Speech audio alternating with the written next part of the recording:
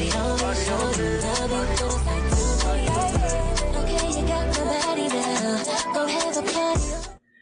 All right, DJ Jeff, keeping us moving with all of that wonderful praise and worship. Thank you for spinning our gospel tunes, our Caribbean gospel music, our Afro beats gospel music, and traditional gospel music. We have it all here on Sunday Joy, Ivy Jam Radio, IvyJamRadio.com, streaming all over the world and tuning in on 97.1 FM HD3. It's your girl, Dr. Stacy, back with our relationship segment. You know, I do different features during this segment to talk about what helps you as a faithpreneur when we're thinking about how to grow, expand, and build on what God has given us. And you don't do this thing called life alone.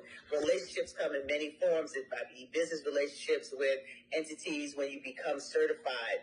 This is with the government. It can be joint venture partnerships. It could be just opportunities for you to collab on special work, or it can be just similar tangential assignments that you're working on, and you can come together and create wonderful space for you to grow, share, and expand your gifts and talents. So today I want to talk about a new author who is sharing her story through transition to triumph.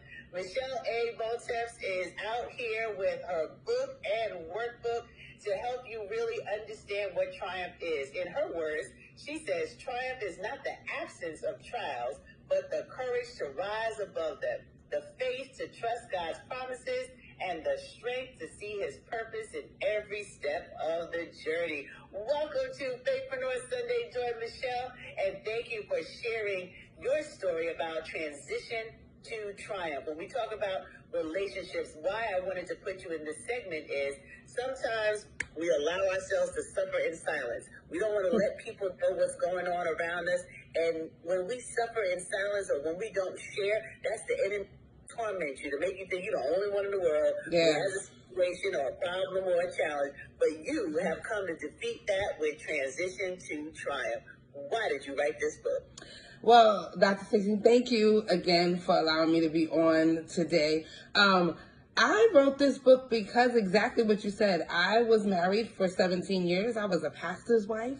I was a girl who was born under the pew, as they would say. I went to church. I did everything that I thought that I was supposed to do, right? You know, they say you do your dirt in the world and then you leave and then you go and you figure this out. And I wrote Transition to Triumph because after 17 years, actually 14 years in, my world was pulled. My world got wrecked. And I went from being a pastor's wife, total ministry, singing all over the state of Florida, doing different things, to becoming a single parent. And very quickly a single parent. And when I moved back from Florida to New York, I had 3 babies, raising 3 children, making $27,000 a year.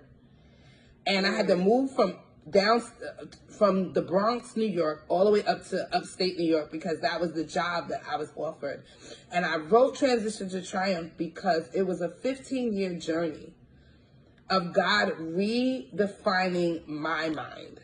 Because like you said, there was this point where I thought I had messed everything up. As a single parent, I was just like, I'm not doing anything good. This is nothing happening good.